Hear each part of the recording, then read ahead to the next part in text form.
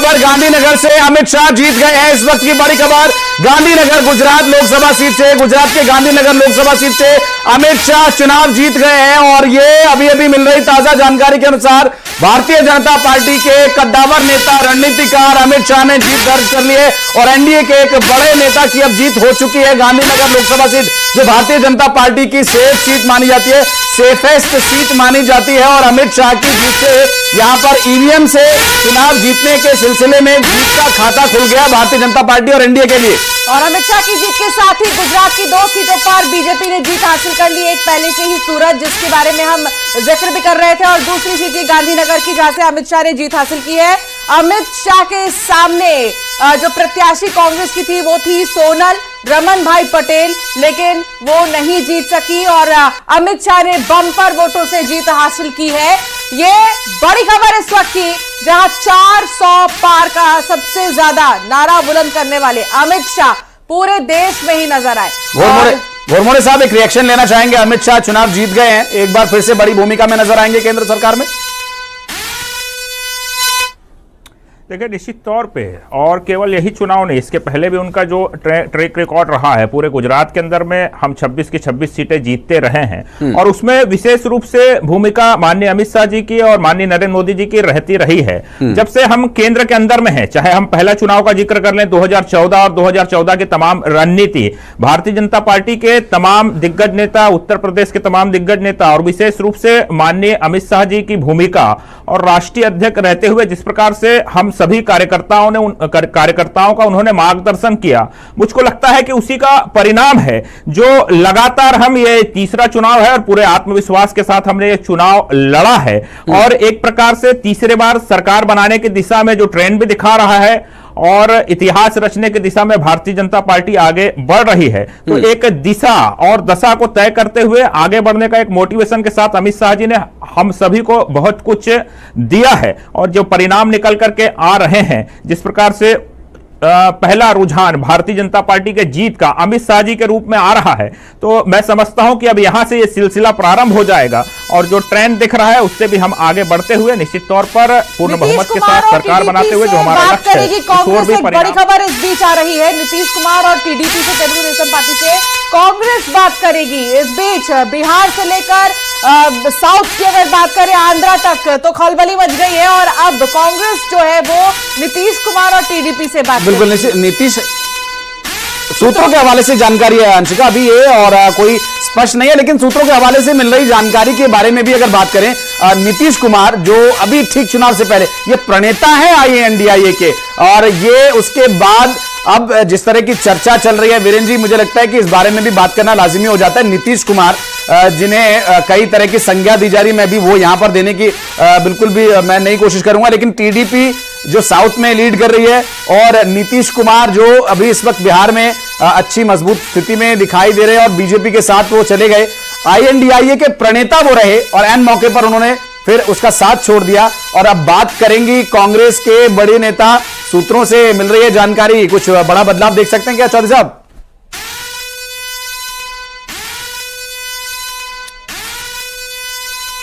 और एक और इस बीच बड़ी खबर आ रही है, अरुणाचल पश्चिम से किरण रिजिजू की जीत हो गई है। देखिए अंशिका, अब जो रुझान है वो परिणामों में बदलने लगे हैं। अपने मेहमानों के पास भी चलेंगे, लेकिन उससे पहले एक बड़ी खबर अरुणाचल प्रदेश से, अरुणाचल पश्चिम लोकसभा सीट की हम बात कर रहे हैं। केंद्रीय मंत्री किरण रिजिजू की जीत हो गई है और केंद्रीय मंत्री जो उत्तर प्रदेश में 6 केंद्रीय मंत्री पीछे चल रहे हैं, तो कुछ केंद्रीय मंत्रियों की जीत के आंकड़े भी सामने आ गए और स्पष्ट हो चुका है परिणाम। हमने पहले देखा अमित शाह गांधीनगर में जीते और अब किरण रिजिजू भारतीय जनता पार्टी के अरुणाचल पश्चिम लोकसभा सीट से चुनाव जीत गए हैं। नबाम तुकी को उन्होंने कांग्रेस पार्टी के कद्दावर नेता जिन्हें हराया।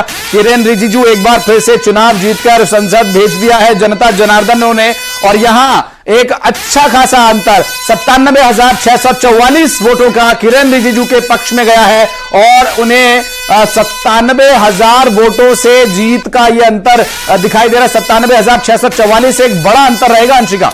बिल्कुल, और देखिए किरण रिजिजू अरुणाचल पश्चिम से जीत हासिल उन्होंने की है, तो इसका इफेक्ट बहुत ज्यादा नॉर्थ ईस्ट एरिया के साइड भी पड़ सकता है। जैसा कि अगर पहले ही हम देख रहे हैं कि उन्होंने जीत हासिल की है, तो और भी जो नतीजे आएंगे तो शायद वो बीजेपी के लिए पॉजिटिव हो सकते हैं। हालांकि अभी देखना होगा कि और भी राज्य इर्द गिर्द अरुणाचल के वहां पर क्या होते हैं नतीजे। लेकिन उससे भी शॉकिंग, जैसा कि हम बोल रहे थे कि बातचीत का जो सिलसिला है वो हर कोई इधर से उधर कर ही रहा है। नीतीश कुमार, क्योंकि सूत्रों के हवाले से जानकारी मिल रही है कि नीतीश कुमार से और टीडीपी से कांग्रेस बात कर सकती है। तो ये क्या बातचीत हो सकती है इनके बीच में, किस तरीके से बातचीत चलेगी? बिल्कुल इंदौर चलेंगे। मिथिलेश हमारे सहयोगी इस वक्त जुड़ गए हमारे साथ। मिथिलेश, आप इस वक्त कहां पर मौजूद हैं और क्या डिटेल्स मिल पा रही है? रुझान अभी एनडीए के पक्ष में जाते दिखाई दे रहे हैं। जी, इस वक्त मैं पूर्व लोकसभा स्पीकर सुमित्रा महाजन जी के घर पे मौजूद हूं। हमारे साथ में हैं ताई से हम बातचीत करेंगे। ताई, न्यूज 18 में ताई रुझान आने लग गए हैं, धीरे धीरे परिणाम सामने आ रहे हैं, क्या कुछ कहेंगे आप? मैं इतना ही कहूंगी कि हिंदुस्तान का वोटर समझदार हो गया है और हिंदुस्तान में प्रजातंत्र जो चलता है और जो इलेक्शन की पद्धति है, कहीं ना कहीं ऐसा है कि प्रजातंत्र को कोई कुछ नहीं इधर उधर कर सकता है। लोग अपने तय सोचते भी हैं और अलग अलग जगह पे अलग अलग वोटिंग ये दिख रहा है हमें। तो एक बात तो है कि मुद्दे भी कभी कभी अलग चलते हैं, कई प्रदेशों में कुछ मुद्दे अलग चलते, ऐसा थोड़ा बहुत हो रहा है। मगर इन जनरल जो सिस्टम चल रही है वो ये दिखती है कि लोग अच्छा काम चाहते हैं, लोग प्रामाणिकता से काम करते हैं। 83,000 वोट नोटा को मिले हैं और प्रजातंत्र के लिए भारत अब धीरे धीरे तैयार हो गया। ताई, अगर इंदौर की बात करें तो इंदौर में जहां एक तरफ बीजेपी बड़ी जीत की ओर है, लेकिन नोटा भी 1 लाख पार हो गया। ताई, आप एक बात समझ लो, ये नोटा तो एक सूझ आ गई उनको। कांग्रेसियों ने सोचा अब करे तो क्या करे, लेकिन कांग्रेसी वोट इंदौर में 2 लाख 3 लाख तो है ही। जैसे हमने इतने चुनाव हो गए, हमने देखा कि भाजपा के वोट बढ़ रहे हैं, लेकिन कांग्रेस का कुछ फिक्स वोटर ये हर जगह रहता है, पीढ़ी दर पीढ़ी कई बार रहता है या वैसे भी रहता है कुछ अलग अलग कारणों से। तो ऐसा तो नहीं हो सकता कि कांग्रेस का कोई वोटर ही नहीं बचेगा, ऐसा नहीं हो सकता। और जब ये स्थिति आ गई ऐसे समय पे आपने कांग्रेस के व्यक्ति ने विड्रॉ कर दिया, जो भी कुछ नाटक इंदौर में हुआ, मैंने इसलिए पहले कहा प्रजातंत्र में वोटर भी समझदार हो गया कि ठीक हो रहा है कि नहीं हो रहा है कुछ बातें। और कांग्रेस का वोटर अब जाएगा तो कहाँ जाएगा? जी, वोट तो करने जाना है, हर एक को लगता है मैं वोट तो करने जाऊं मगर मेरा उम्मीदवार ही नहीं है, तो क्या करूं? तो कुछ जो लोग समझे कि मैं नोटा कर सकता हूं, मुझे किसी को नहीं देना, क्योंकि मुझे देना है तो कांग्रेस को देना। हो सकता है इससे इतना ही होगा कि अगर 1 लाख 2 लाख तक भी नोटा पहुंचता है तो उतने तो कांग्रेस के फिक्स वोट है, उसके आगे फिर इधर उधर के एमपी में क्लीन स्वीप, उत्तर प्रदेश में थोड़ा नुकसान दिखाई दे रहा है। मिथिलेश पूछिएगा। कहीं ना कहीं कर गया कि लोग समझते कि जो ऐसा नहीं होना चाहिए, प्रजातंत्र में ये उचित है कि नहीं। इसलिए मैंने शुरू में कहा कि प्रजातंत्र हिंदुस्तान में मजबूत हो गया। ताई, मध्य प्रदेश में तो क्लीन स्वीप नजर आ रहा है, 29 सीट, लेकिन थोड़ा सा उत्तर प्रदेश में नुकसान भी नजर आ रहा है। मुझे बाकी की बात नहीं मैं तो मालूम, मगर मैं हमेशा बोलती हूँ मुझे हमारे मध्य प्रदेश पे गर्व इसलिए होता है कि मध्य प्रदेश का संगठन मजबूत है। मैं बार बार एक ही बात करती हूँ, संगठन को मजबूत करो, आपको कोई नहीं हरा सकता है। संगठन को मजबूत करो। कौन सा फैक्टर लगता है कि जो क्लीन स्वीप की ओर इशारा कर रहा है? ताई, एक अंतिम सवाल, आपको क्या लगता है कौन सा फैक्टर इस चुनाव में चला है, कौन सा बड़ा फैक्टर रहा इस बार चुनाव में आपकी पार्टी के लिए? नहीं, इस चुनाव में फैक्टर तो नरेंद्र मोदी, उनका काम, मीन्स नरेंद्र मोदी और उनके मंत्रिमंडल का काम।